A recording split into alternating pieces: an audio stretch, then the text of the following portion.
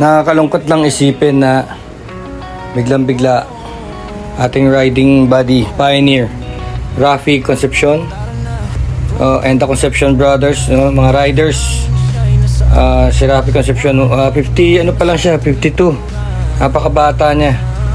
May-ari ng mga shops. So, ang family nila is into motorcycle shops, and gumagawa yung father nila ng mga tricycle nung mga 80s, no, dito sa Marikina. Aren Sidecar, AREN, sa may Paliparan, Marikina. So lumaki sila talagang mahilig sila sa mga motorcycles, and dahil nga meron silang mga motorcycle shops, si Rafi Concepcion na naging ride leader, and siya nagsiset up ng mga rides, no.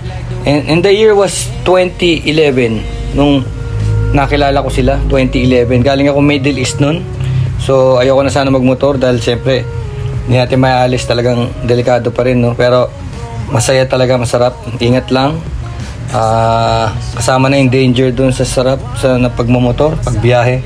So si Rafi talagang ano yan, talagang gustong bumiyahe niya, walang malayo sa kanila, no?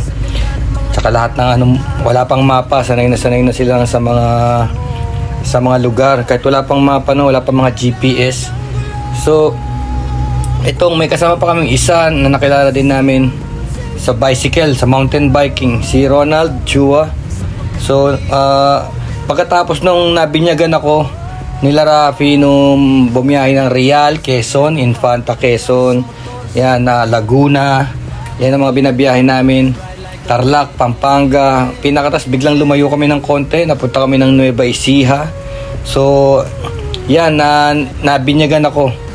Actually noong 2011, first time kong magmotor sa Nueva Ecija. Sipin nyo, of all, di naman masyadong malayo, Muñoz, Nueva Ecija. Nagmotor ako mag-isa, especially from Muñoz to Tarlac, mag-isa lang ako. So takot ako.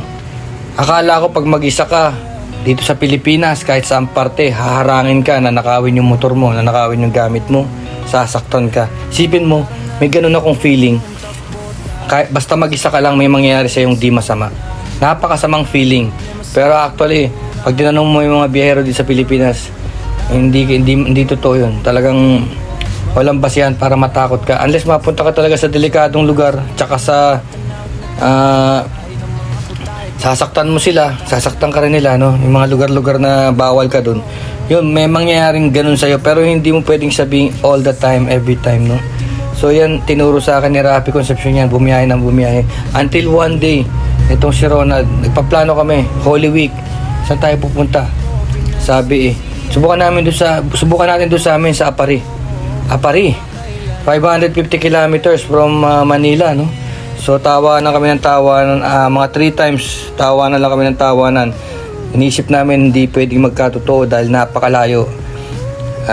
Bandang huli na-realize namin na marami palang gumagawa nun.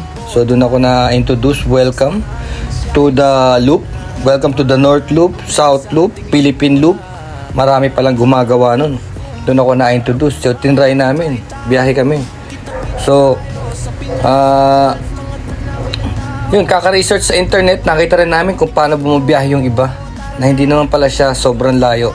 So totoo pala ito, na pag ikaw ay bumabiyahe na malayo, yung mga ibang bagay malapit na lang. So first day, bumiyahe kami, no, Holy Week, napunta kami sa Isabela, San Ramon, Isabela. So dun sa tita ko. Tapos second day, nandun na kami sa Apari. Of course, this is a slow ride, no? Kasi nagbablog kami. Siyempre, pagka bago sa yung mga lugar, kahit hinto tayo rito. Ang ganda ng view. Pero actually, wala pa akong video nun. Puro camera pa lang nun. Ang video camera ko kasi nun is 15 minutes lang ang battery. Walang external, di mo maisaksak. Dahil the year was 2011, ganun, no? So, kung meron man mga GoPro, napakamahal. So, binigyan ako Swan. Australian version 1, so that's 15 minutes lang. Tsaka wala akong pang-edit noon, wala akong machine na pang-edit ng mga video. Hindi kagaya ngayon. So, yun ang experiences ko kay Rafi. Tapos pagkatapos noon, tumawid kami tumawid kami mula Apari, tumawid na kami ng Pagudpud, pumunta na kami ng Bangi Windmills, tapos Lighthouse, Cape Bojidor, Lighthouse, tapos Batak, Ilocos Norte, tapos Zambales, Pangasinan, ganyan. Kung saan na kami nakarating with Rappi, no? Pero alam mo, pag nagbabiyahe kami, para kami, ang kukulit namin, kasi, alam mo, tatalo, dito tayo dumaan, dito, mamaya na, ngayon na, ganun. So, para kami magkakapatid, no? And importante yung budgeting, alam, may budget, no? Kaya, si Rappi talaga nagre-ready yan for the ride. Kami naman, ako naman nag-introduce sa kanya na mag-camping, mag-camp out, no? Gumamit kami ng tent. Kasi minsan may isa kami Baguio trip na kaming tatlo. Si Ronald, si Rappi, talagang nanigas kami. The longest night of my life sa Burnham Park, napakalamig. Kahit ilang oras lang, matotrauma ka sa sobrang lamig. So yun ang experiences ko, napakasaya. Kaya lang, gusto ko rin sabihin sa inyo na hindi ako pwedeng malungkot sa pagkawala ni Rappi dahil ayaw niya yun. At saka alam ko mahal niya yung parents niya, papa and mama na nauna na, especially the mama, si mama, tsaka yung kapatid niya. So alam ko mahal niya yun, kaya magkakasama na sila, so masaya siya ron. And ito lang masasabi ko, no? So may time na nag-COVID, no? Tapos tumigil na kami mag-ride, magplano kasi nag-inflation, tumaas ang gasolina. So medyo nag-out of touch kasi nagtrabaho na rin ako sa BPO. Dahil dati yung vlogging kumikita, nagcha-charity kami for many years. Kaso't may time na bumagsak na yung kita sa vlogging, so kailangan na ako nang maghanap ng work. So hindi na masyado nakakabiyahe ngayon. Gusto ko na naman magbiyahe. Pinaplano ko, tas nangyari naman to. No? Kasi yun nga sabi ko, iniisip nyo sa buhay nyo na nandyan lang yung tao. Anytime, mga mahal nyo sa buhay, akala nyo nandyan lang sila always. Akala nyo, sige, kahit na ang oras naman nandyan lang sila. Hindi pala totoo yun. Minsan talaga may mangyari na may instances na bigla na lang mawawala, no? So dapat talaga pag meron kayong plano, gawin nyo na. Huwag na kayong magantay ng circumstansya na bababa ang gas, pag nakabili ako ng bagong motor, o ganyan, nakaipon ako, tumaas ang sweldo ko, mag-promote ako, ganun, o huwag na kayong magantay na ganun, gawin nyo na. Kaya yung brother ko, bago pa mangyari to kay Rappi, kay Paeng, sinabi ko na sa kanya na mag-North Loop na kami para matikman na niya habang may mga bago kaming mga bikes, recently na mga bikes. So sabi ko, total kaya naman to ng 3 to 4 days. Kahit na hindi masyado mabilis. At least makita niya yung norte, yung dulo ng Apari. Dahil naalala ko, nung nandun si Rappi saka si Ronald, nag-drinking session kami sa dulong-dulo ng Luzon, Apari. End of the road. Talagang end of the Maharlika Highway. Ang sarap ng feeling. Isipin mo, nasa nguso ka ng Luzon. Yung feeling ko nun, natupad. Diretso nun, dagat na, papunta ng Batanes kung jet ski yung motor nyo. Pero yun ang dulo. Tapos nakasama ko rin si Rappi sa south naman, yung sa dulo naman, sa buntot naman ng Luzon, yung Matnog, Sorsogon, and then Puerto Galera, and then Mindoro. Sama ko si Rappi dyan. Talagang lahat ng mga malalayo, sama ko si Rappi dyan. Talagang siya ang pioneer ng Pinoy Adventure Rider. Kami mga pioneer, ako, si Ronald, si Rappi, Concepcion Brothers, si Ernie, si Nino. Yan ang mga pioneers ng Pinoy Adventure Rider. Makikita nyo yan sa website. Ando sila sa About Us page.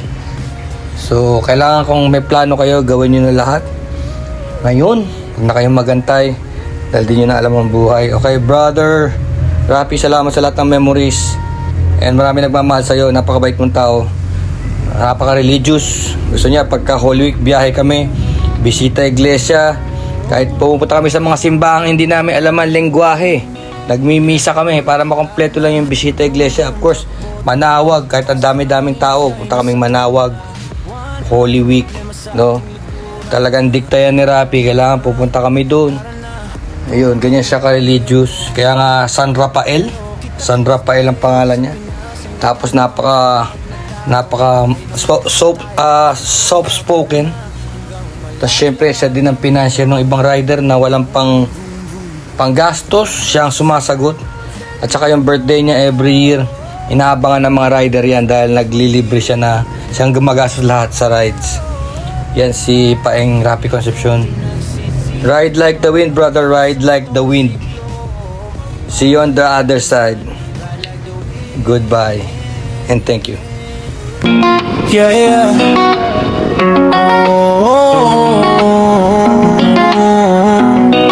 Yeah.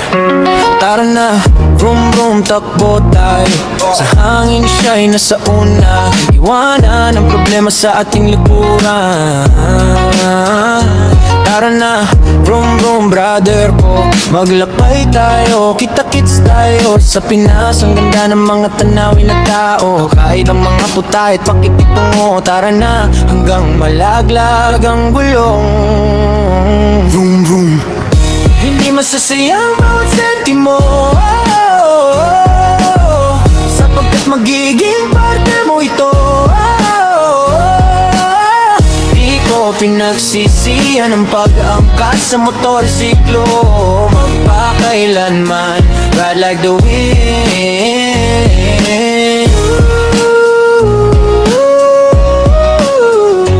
Ride like the wind.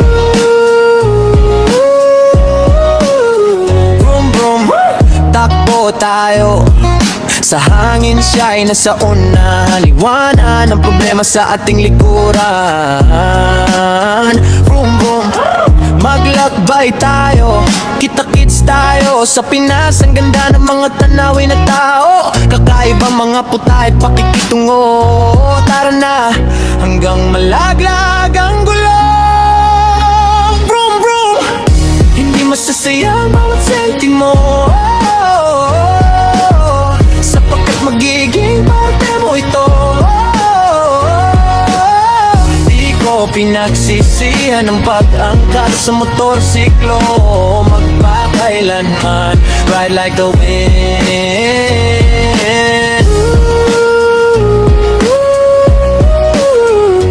Ride like the wind.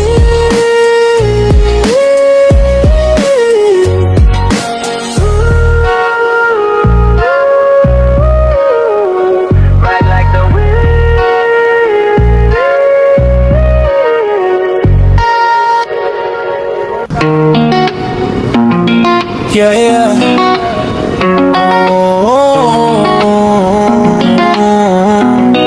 Yeah. Tara na, vroom vroom, takbo tayo. Sa hangin siya'y nasa una. Iwanan ang problema sa ating likuran. Tara na, vroom vroom, brother ko. Maglakbay tayo, kita-kits tayo. Sa Pinas, ang ganda ng mga tanawin na tao. Kahit ang mga putahit, pakikitungo. Tara na, hanggang malaglag ang gulong. Vroom vroom. Hindi masasayang bawat sentimo, sapagkat magiging parte mo ito. Di ko pinagsisihan ang pag-angkas sa motorsiklo. Magpakailanman, ride like the wind.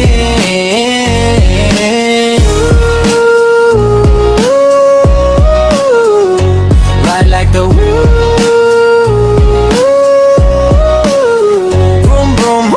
Takbo tayo, sa hangin siya'y nasa una. Liwanan ang problema sa ating likuran.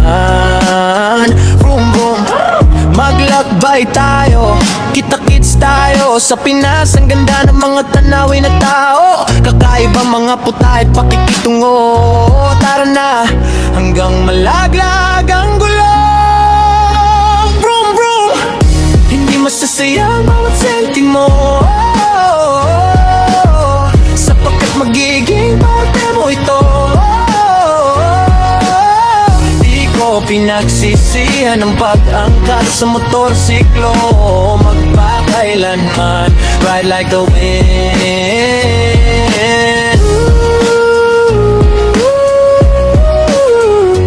Ride like the wind.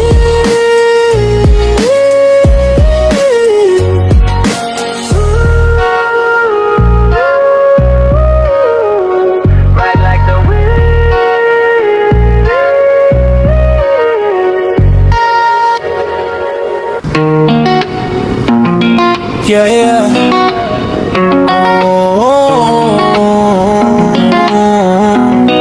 Yeah. Tara na, vroom vroom, takbo tayo. Sa hangin siya'y nasa una. Iwanan ang problema sa ating likuran.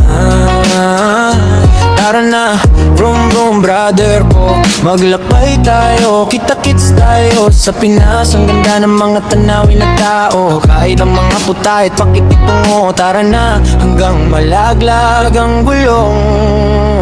Vroom vroom. Hindi masasayang bawat sentimo, sapagkat magiging parte mo ito. Di ko pinagsisihan ang pag-angkas sa motorsiklo. Magpakailanman, ride like the wind.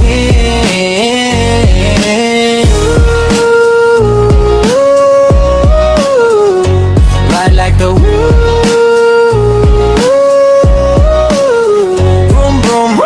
Takbo tayo. Sa hangin siya'y nasa una. Liwanan ang problema sa ating likuran.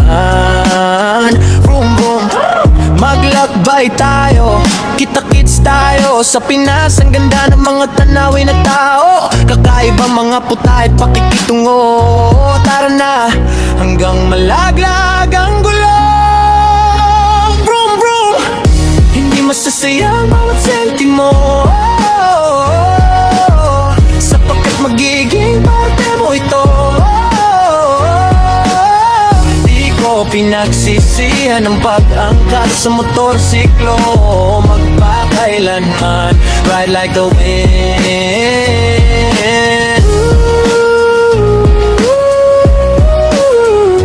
Ride like the wind.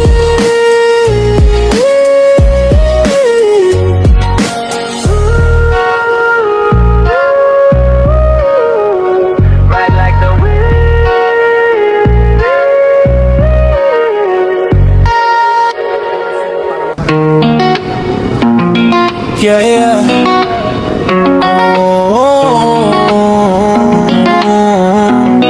Yeah. Tara na, vroom vroom, takbo tayo. Sa hangin siya'y nasa una. Iwanan ang problema sa ating likuran. Tara na, vroom vroom, brother ko. Maglakbay tayo, kita-kits tayo. Sa Pinas, ang ganda ng mga tanawin na tao. Kahit ang mga putahit, pakikitungo. Tara na, hanggang malaglag ang gulong. Vroom vroom. Hindi masasayang bawat sentimo,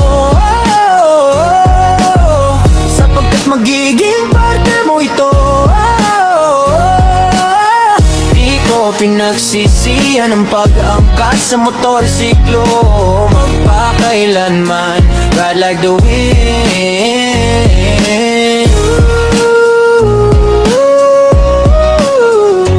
Ride like the wind. Takbo tayo. Sa hangin siya'y nasa una. Liwanan ang problema sa ating likuran. Vroom vroom, maglakbay tayo. Kita-kits tayo. Sa Pinas, ang ganda ng mga tanawin na tao. Kakaibang mga putahit, pakikitungo. Tara na, hanggang malaglag ang gulong. Vroom vroom, hindi masasayang bawat sentimo, sapagkat magiging parte mo ito. Di ko pinagsisihan ang pag-angkas sa motorsiklo. Magpakailanman, ride like the wind.